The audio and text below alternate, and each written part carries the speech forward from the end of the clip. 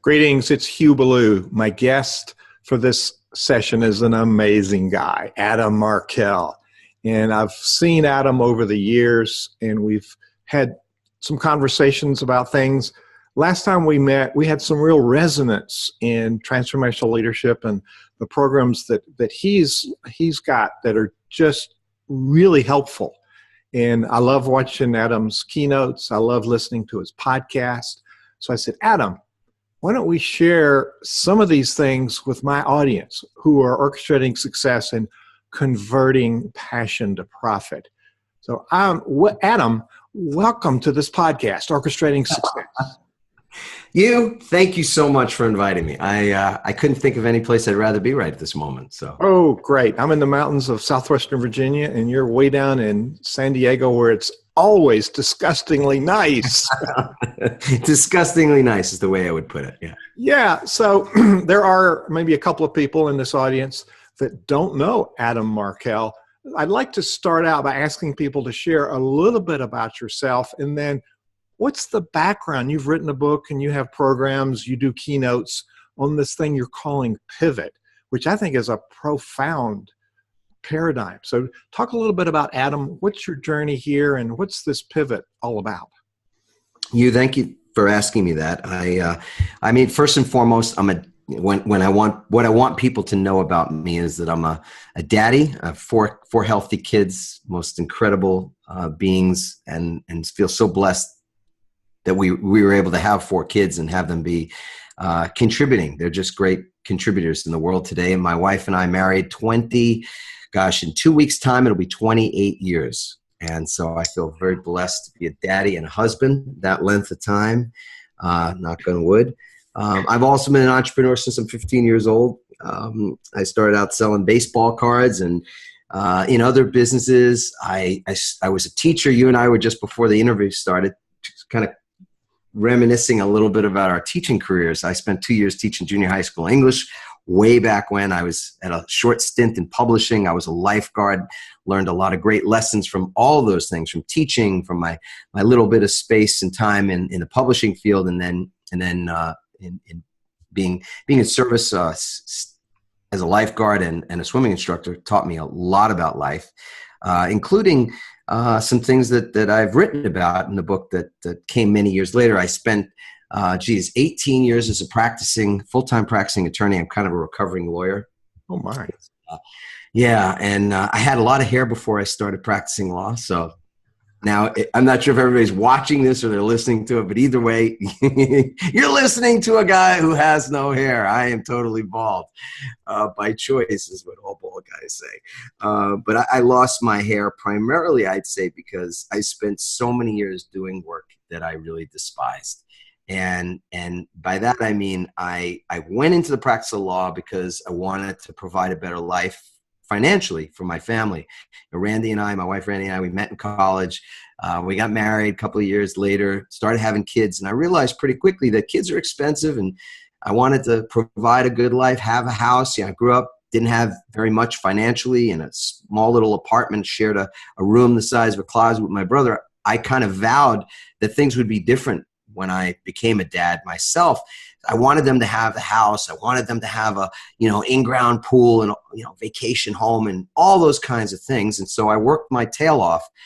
First it was 40 hours a week, and then it was 50, and then it was 60. And at a certain point, sort of 10 years into the practice of law, I was routinely working 70 and 80 hours a week.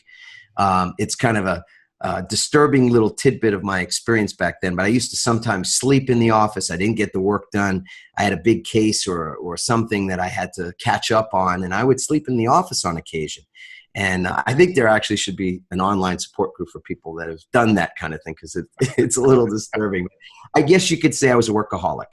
And it wouldn't have been so bad to be a workaholic, except for the fact that I did not gain a lot of fulfillment from my work. It wasn't really purpose-driven work. It was more doing it for the money. That's my dirty secret. I used to say it's my dirty little secret, but it's not a little secret at all. I think the statistics, many of the surveys, Harris polls and other surveys have found that more than 60% of people these days are working in a job that they do not love. In fact, when asked, they hate their job and they're looking for a change of job or a change of career. And that was no different for me. So I got to a certain point where I was waking up in the morning and feeling pretty rough to start the day. You know, what do I mean by rough? I mean, I had anxiety to begin the day. I put my feet on the floor, and my first thoughts as I would greet the new day, and it was usually in the dark, you know, it was early in the morning and my wife was sleeping and the kids were sleeping, and I put my feet on the floor and I would feel dread. I would feel angst, anxiety, and even anger about what it was I was going to do, which was trade my time and trade my life energy. The only true resource, the only true asset that any of us have is our time. And I would give my time away for money, doing something that I didn't love and I didn't really even believe it, because I was a litigation attorney, which meant that I represented people in litigation, in lawsuits, whether between individuals or between corporations. And so a lot of the time what I was seeing and experiencing were people at their worst. And I needed to pivot. I needed to change. That's the term I used for change, is pivot. And how is it that you can elegantly, gracefully, artfully make changes in your life, embrace change, embody change even, versus being in fear of it, which is where I think a lot of people that are in jobs and stuck in a job or in a life that they do not love, the reason why they stay in it and why they continue that path, even though they know it's sort of eroding their soul or eroding their heart, which is how I felt. And the reason they stay in it is because they're fearful.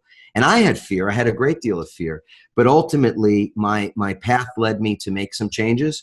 And that's what the book is about. And that's what I've been able now to teach people all over the world. So people that are not familiar with me, I wrote this book, Pivot, The Art and Science of Reinventing Your Career and Life. It's been a bestseller kind of all over. It's been, very well received, which was a blessing. I've also run one of the world's largest personal and business development companies. And I ran that company and was a CEO of that company for more than 6 years. So I've gotten, as a result of those things, I've gotten to travel. I've gotten to speak on stages and to vast numbers of people from very, very divergent cultures, political persuasions, ethnicities, everything. And what I find is that we're all commonly looking for very, very similar things. And that's what I love to speak about, teach about, and why I believe I'm a guest on your show today, which is exciting. I have been present when you've been a presenter. And I notice people want time with you. You give them your undivided attention. That's an incredible thing. Instead of just blowing people off, you value people and you value what they're doing. When you're presenting, you're very present, and you do tell lots of personal stories, which I think is a great transparency on your part. You talk about things that didn't go well, and you reveal what you've learned there. And I guess it's really important to your story to have that side, because it's a story of pivot for yourself. What I've experienced is there's authenticity in your story. It's a real story, and it's a pivot that you have personally done.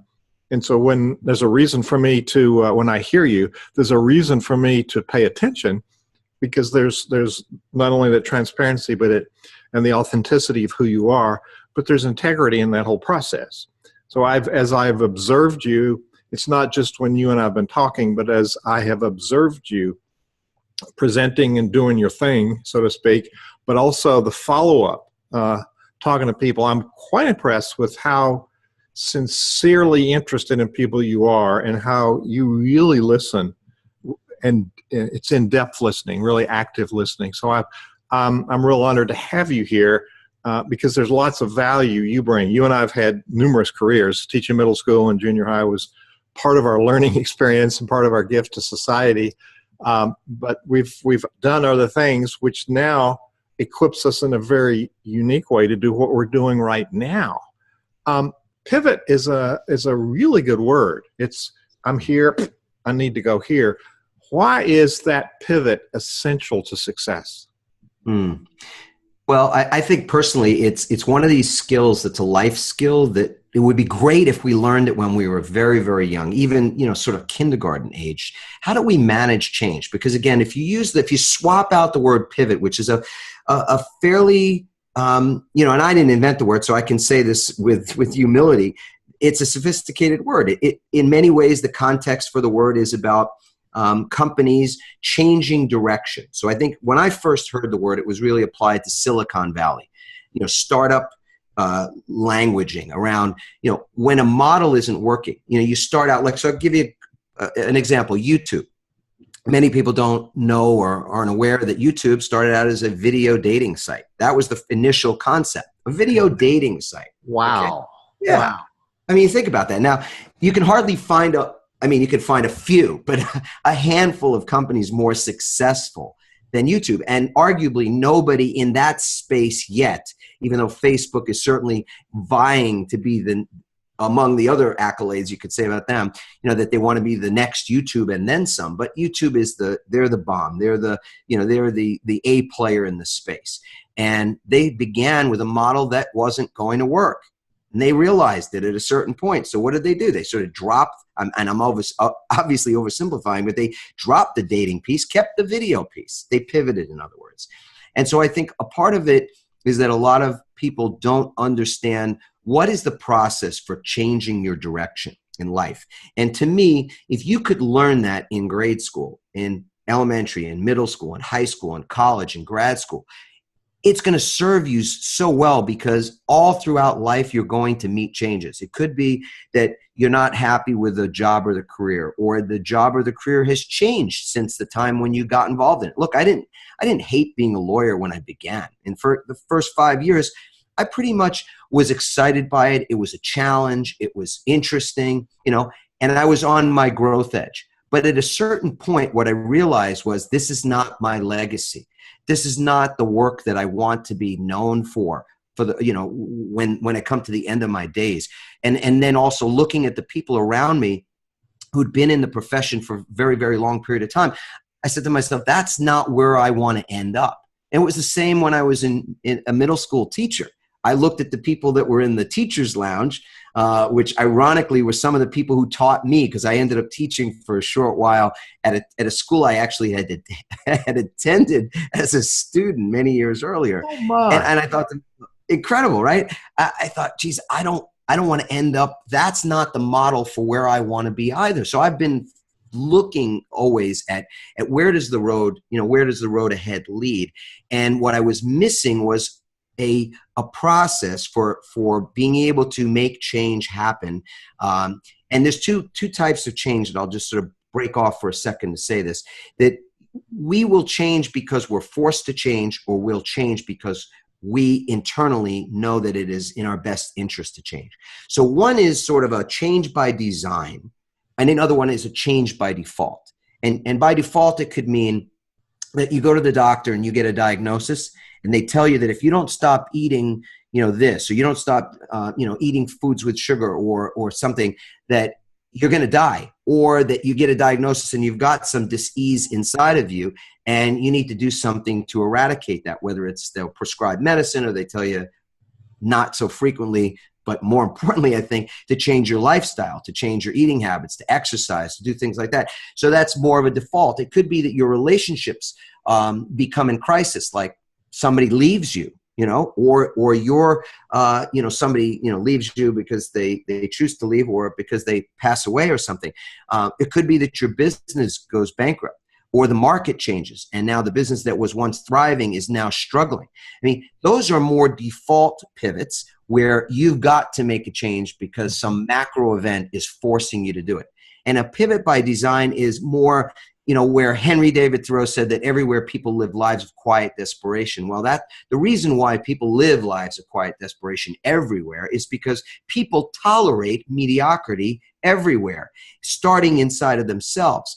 And so for me, when I woke up morning after morning, putting my feet on the floor, feeling dread about the day, walking into the bathroom and looking in the mirror to see my hairline disappearing, and feeling like I don't even know the person that's staring back at me, that literally felt as though my soul, my heart was shriveling up on the inside. Coming home late one night, missing the kids go to bed for the umpteenth time, and walking in the door and having my wife say to me, how was your day? And my response to her being, if I continue to do what I'm doing, you're going to be a widow. I knew right then that I had to change something. And that process of designing the next phase or stage of your personal or professional life is really what we're talking about. That process of change management and change utilization. I guess it begins with an awareness of that there's something that needs to change. Would you say? For sure. I'm sure you've met people that are stuck in the rut, the old pattern, that need a pivot. They're not. There's no self-awareness, so they're continuing to try to make something work. Was it Einstein that says one of the definitions of insanity is doing the same thing over and over, yet expecting different results? Exactly. And the thing is, you can get either the feather, the gentle feather. It's like something that's whispering to you or gently touching you every day. There's a change necessary, right? Something must change. I'm not in joy. I don't love my life. I'm anxious. I have trouble sleeping. What I call the symptoms of your divine discontent, the feather. But if you don't, pay attention to the feather, right? You ignore those signs, those symptoms. At some point, the universe will send you a brick to get your attention. As James Allen said in his little book, As a Man Thinketh, I'll paraphrase, people want to change their circumstances, yet are unwilling to change themselves and therefore remain bound. And so there's an awareness and a willingness. And so people can read your book and say, that's not for me, which aren't people that you can help. But the people who say, okay, I'm sick and tired of this. Now, let's go back to something you slipped in there. People. That's the lawyer, by the way, that's the lawyer in me. I'm always just sort of slipping things in there. I'm listening. I'm a musician. I got these ears here. You said people tolerate mediocrity everywhere, and that is so true. It's very well put. You also talked about there's a forced pivot, and then there's you didn't say exactly like this, but we can choose to pivot, or circumstances force us, and that happens on a corporate level. At one point in my life, I was a merchant. I bought a little camera store in Madeira Beach, Florida. It was doing $12,000 a year. In the next 10 years, I took it to $1.5 million. And that's a lot when you talk about $20 instrumented cameras and $5 rolls of film and nickel 5-cent postcards. But I started, selling into the commercial market with professional photographers and all different kinds of walks of life. But it was me looking at where the need was and growing it.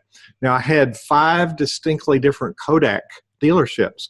At that time, Kodak dominated the imaging market worldwide. And they didn't pay attention to the digital revolution. They didn't pay attention to Fujifilm when they came into American market. They just said, no, we're Kodak. So there was this lack of awareness. And then years later, they're filing for bankruptcy because they can't keep the doors open. And so there's a corporate attitude, which it's a denial piece. But I've also seen people who've been very successful that stay in denial and they ride the ship to the bottom of the ocean because they aren't willing to make the pivot. So go back to this forced pivot and a chosen pivot. How do we, as leaders, equip ourselves to be on the cutting edge of awareness here? Yeah, it's such a brilliant question, Hugh. It's really about innovation, because that's what you're really speaking. When I think about pivoting, it's a word that you can replace with change, and things that don't change die. I want to kind of repeat that. Things that do not evolve perish, and that's the natural order of the universe. And so we're either always growing or we're dying. You take a look at Polaroid. Or you said Kodak, I'll say Polaroid. I lost some money on Polaroid stock for the same reason, going back many years ago. And I recently had done some research on the topic that you're bringing up, which is, how do companies adapt and evolve and change, in other words, pivot, so that they can maintain their relevance in the future. And I came across this statistic, which is pretty cool, which is that in 1955, the Fortune 500 list was created. And sometimes I would joke with people and say, so how many companies do you think were on that list? And, people looking around and go, it's not a trick question. There were 500 companies in the Fortune 500. And how many do you think there are today? And then I make another joke and I say, well, there's still 500 companies in the Fortune 500 list today, except they're not the same 500 companies. In fact, 88% of the companies in 1955 don't exist anymore. Now, that's not to say the products and the industries don't exist, but the companies that would have been thought to be the most successful and the most likely to be long-standing, have longevity, would, of those companies, 88% of them did not evolve, did not change, did not pivot, and therefore no longer exist. They perished. And so to answer your question, it's fundamentally a core competency for a company to be able to utilize change, to not just manage change. Because when I think about managing, which is in management terms and consulting terms, you talk about corporate when you're doing organizational work, people talk about managing change management. But the problem with that, even though that's necessary for sure, is that it's sort of after the fact. Right? You're managing change that's already occurred. And so that means you're kind of dealing with what's on your plate versus where I think an Apple or some of the companies that will be around, if you could pick a company that you'd expect to be around in 100 years, it's a company not one that manages change, but actually is utilizing change, is seeking to see where the market is going. Where is it headed? Where will we be? So the question that I'll ask people is, and this is a question I think it's very relevant for your audience here and for people that are involved in more formal corporate structures, is what is the business that you're in today? Answer that question. What's the business? People don't have too much difficulty answering that question. And then the question becomes, what's the business you're going to be in 5 years? Mm-hmm. Right? Because And that's where you get the blank stares and the pregnant pause in the room, because that's a difficult question to answer. And if people say, so I get some people that will be very honest and just don't know an answer to that, which is wonderful. And I'll come back in just a second to why that's wonderful. And then I get people who will say, well, I'll be in the same business I'm in because, we're equipped to be here in 5 years. And they kind of think like it's going to be almost like a test of will, that they'll be around. And the truth of the matter is you don't know whether you'll be here in 5 years if you're working the same model that you're currently working today. So many things. The one thing that we know that's more prevalent today than it's ever been before is the rate of disruption. The rate of change in the marketplace is so great. And the speed at which disruption and change is occurring is so much greater. In fact, it's exponentially greater every day is my theory, which means that you've got to become a master at pivoting. You've got to become a master at looking at the field ahead and being able to anticipate and utilize what you're anticipating to be things that'll happen in the future. And I think what most people do are sort of trying to play it safe. They'll play for the status quo. And that's why mediocrity is so prevalent, because it's in essence, mediocrity is born out of the desire to be safe. In other words, the desire not to make mistakes.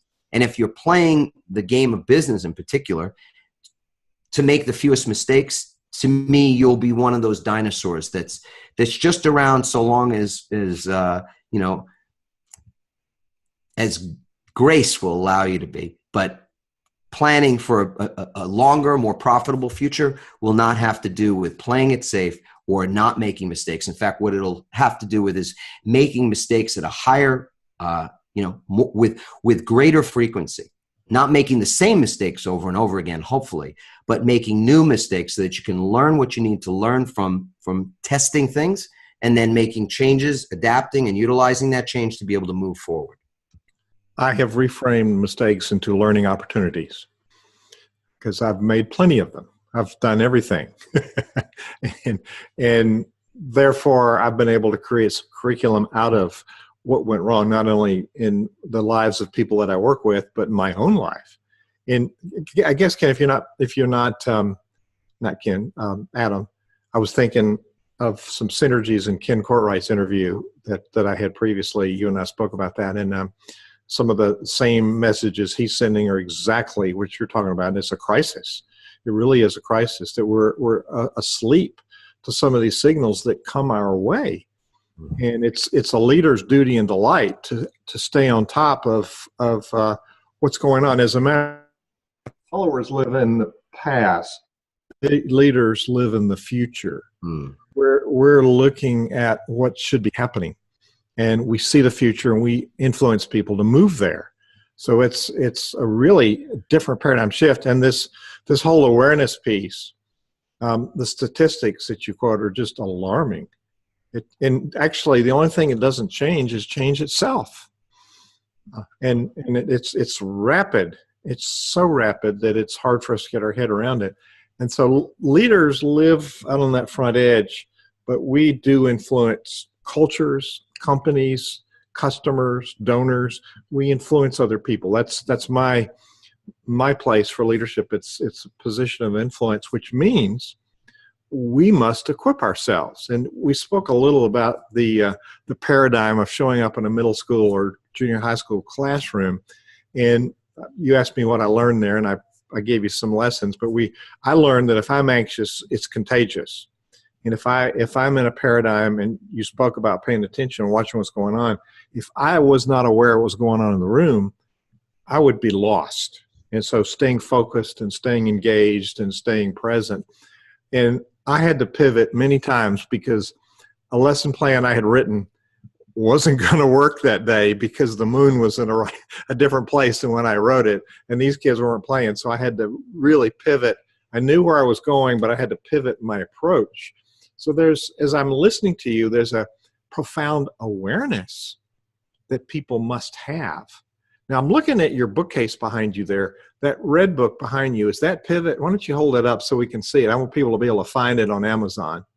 Or can they go to adammarkel.com and find it? They can, but the truth is they'll get it faster and easier and cheaper even if they go to Amazon. So, yeah, this is it. Adam, A-D-A-M, Markel, M-A-R-K-E-L. So go to Amazon.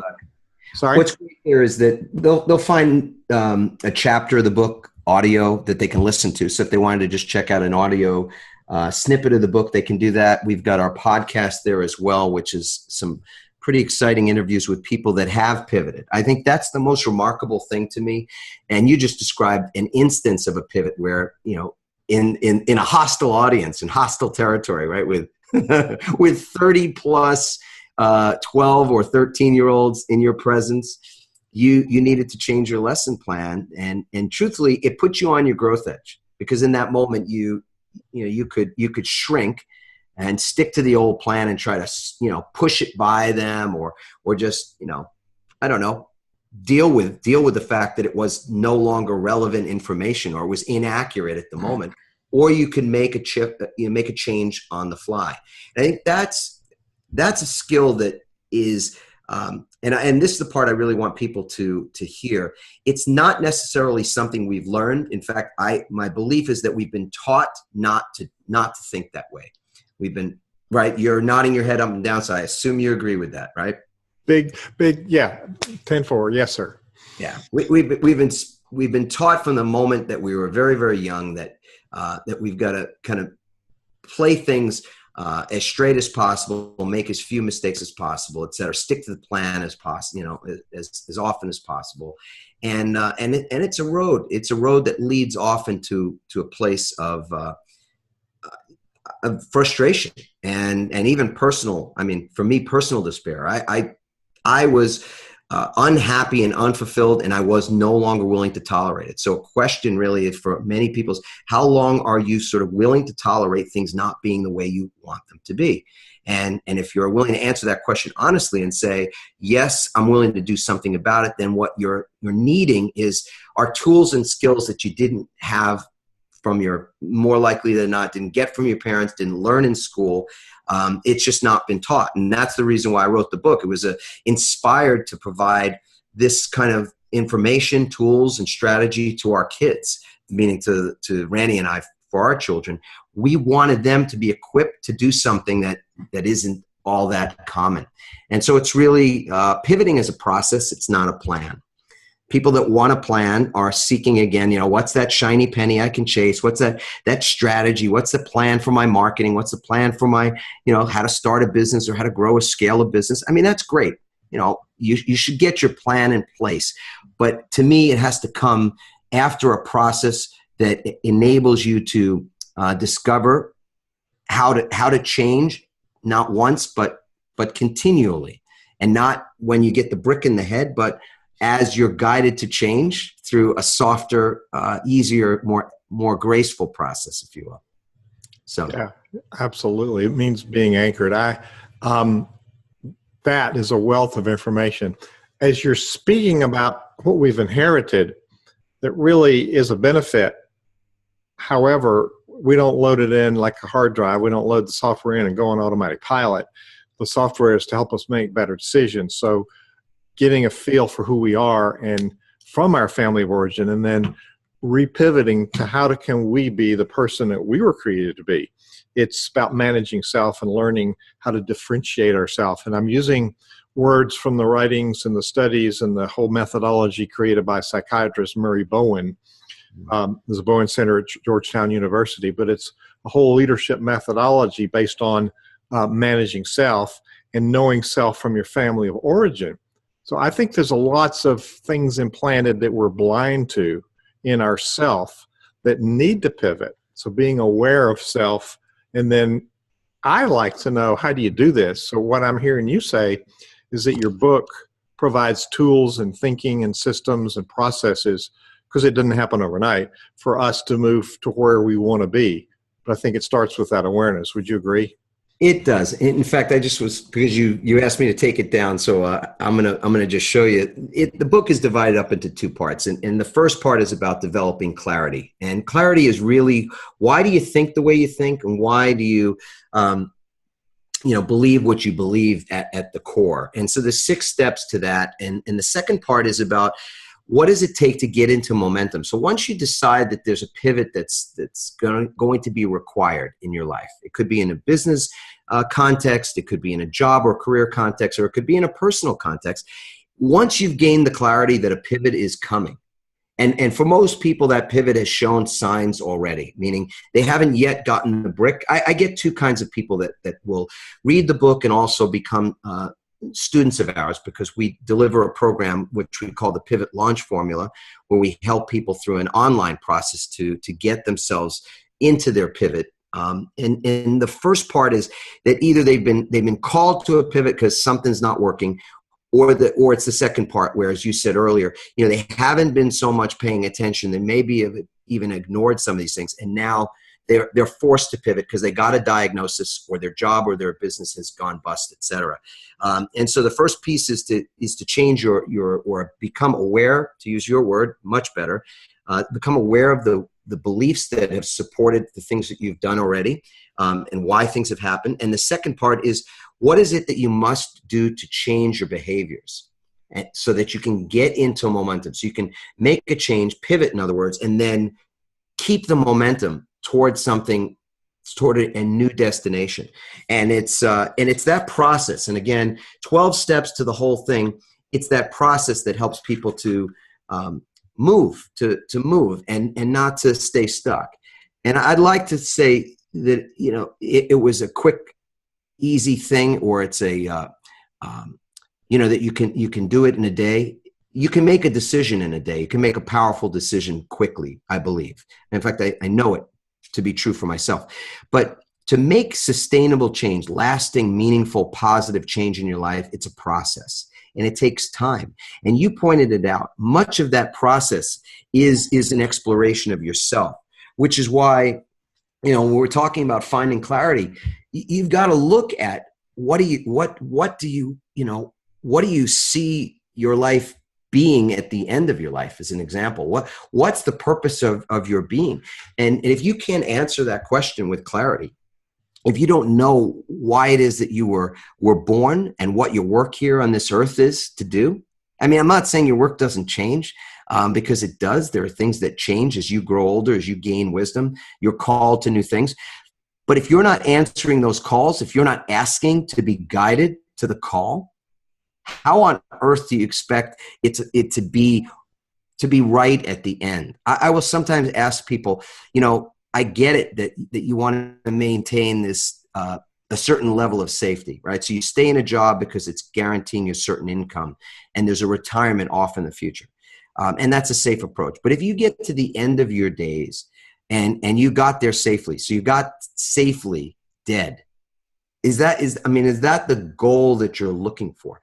And most people, when they're being honest about it, say, no, that's not my goal. I'm not looking to get to the end of my days safely. I'm looking to get to the end of my days knowing that I spent myself in a worthy way, that I was in my right livelihood, that I loved my life. I wake up every morning now. I've been in business for myself for a lot of years. I pivoted out of the law almost 10 years ago.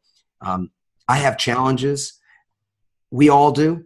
And yet I wake up every single morning, and I put my feet on the floor. And what I feel about the day is love for my life, love for the blessing of that day, the gift of that day.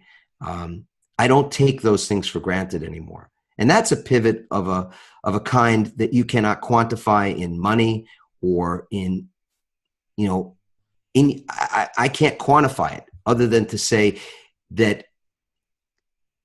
it's changed everything. Financially, it's changed everything in my relationships. It's changed everything in my health for the better. So it's what you said. It's the work you do on the inside. It's that inner work that produces things in the outer space. And so if you ask me, what's the most fundamental pivot, it's a pivot of how you think and how you manage your thoughts and your feelings. That's the ultimate pivot. Oh, that is so true. Now, when you're not doing podcast interviews and speaking on stage, what does Adam Markel do in real life? I spend time with my family. You said a lot there. When I'm not doing this, and this, right? Our oldest daughter is involved in our business. My wife is involved in the business. And then we have a team of people that I absolutely adore being around. So we love to travel on vacation. I surf and swim. And I know it's going to sound, a little strange perhaps, but I try to spend time loving and accepting myself. Oh, no, that's key. That's key. It's everything else. Everything else. I thought you were going to use the word hokey there a minute. First time you and I met, you used hokey. And I said, I'm from Blacksburg, Virginia. You knew right away, there's a hokey meaning here. I'm not one of them, but, it's a word tossed around with a different meaning. So what is your business? So we've learned about who the Adam Markel is. That's you. That's your life. And you live it to abundance. Let's celebrate that. What is your business? You have people working in the business. So what is your business? We have a transformational training company, which means that we assist people wherever they are in their personal or their business life and mentor and coach them through their pivots. So we have an online course and training, and then we have live master classes that help people to engage this process. What is the change that's showing up in their life at that moment? And most of the time, it's a business change. It's some change in their job, career, or their entrepreneurial pursuits. But, we also, when we dive into that well, we find that a lot of times the reason why the business or the job isn't going well is that there's deep work, personal work that they have not yet explored within themselves. And so what's beautiful is that I've had this blessing of being in the training space now for almost 10 years and have traveled all over the world and trained many, many people, thousands upon thousands in different countries, different languages, communist countries and countries, all over, as well as in North America. And what I've gained from that experience is that people are people. Like how we're made up is the same. What we want out of life is identical, whether I was in Vietnam or I'm in Australia or I'm in Minnesota. really doesn't matter.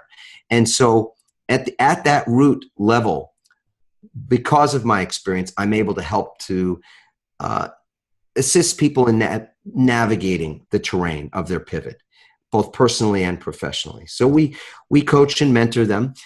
We have an incredible online program and, as I said, incredible live trainings, and that's full-time work. We work with thousands of people, and our team is mighty, and they're very active all the time. We're learning more and more how to reach people on social media, which is our big focus now. So our business has pivoted. That maybe the next question is, I was doing 100 live events a year, and now we do a handful, and we've pivoted because we really want to meet people where they are, and most of what they're consuming from a content standpoint is through their smartphone or their laptop, and that's where we want to meet them. And that's why the podcasting and the live streaming and the online programming that we're doing is in essence with the hope that our business in 5 years is assisting an exponentially greater number of people. It used to be that I could sort of train 20 to 30,000 people a year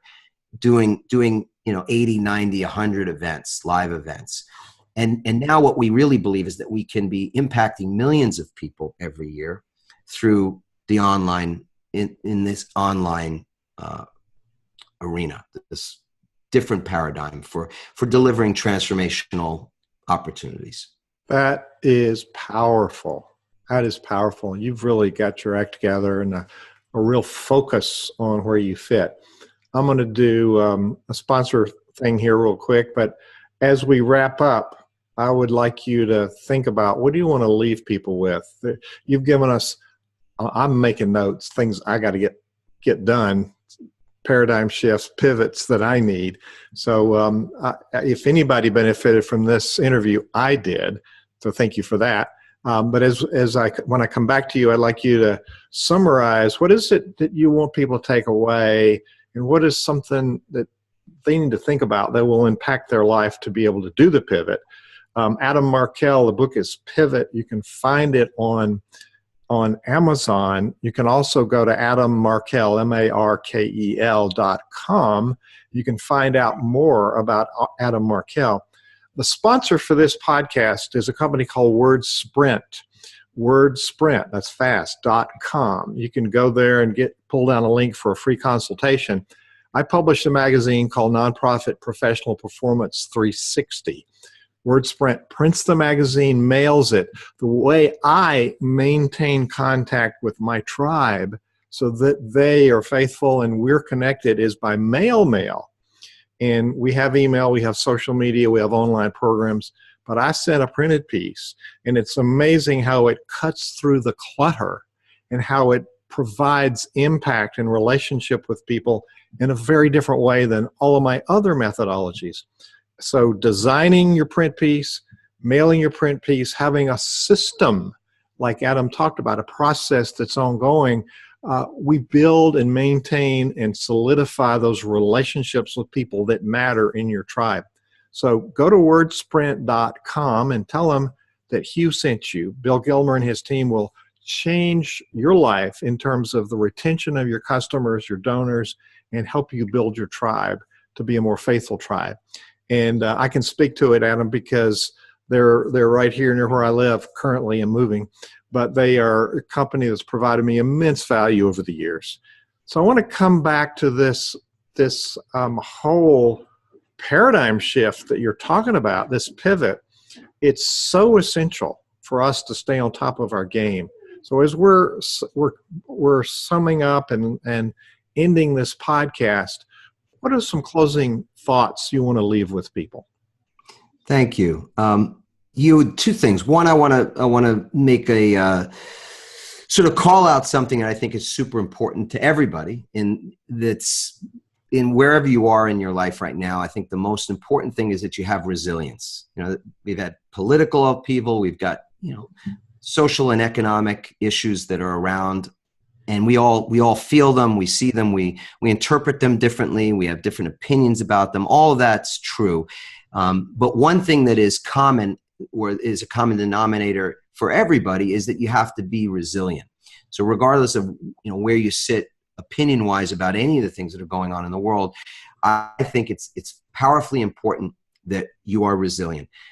And to me, the key to resilience is to take care of yourself. Now, I have a 3-part system that we teach in the book Pivot. So, of course, what I would love is that people go and buy the book, especially if anything that we've spoken about intrigued you, if you want to see whether or not you're in a pivot, whether a pivot sort of coming is on the horizon, or whether you're dealing with one and you just kind of don't know exactly what to do about it.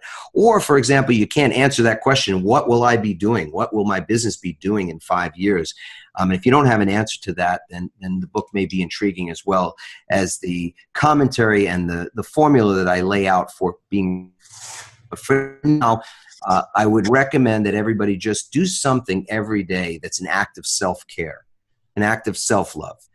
Whether you truly love yourself, or you think you deserve to love yourself, or any of that, and the first act that I can give you that you can start tomorrow, and you can put it into process every day. It's so very easy for the next sort of 21 days, and see if it sticks after 21 days. Is to wake up in the morning. It's really simple. You just have to wake up. All right. And I hope everybody that's watching or listening to this is willing to wake up.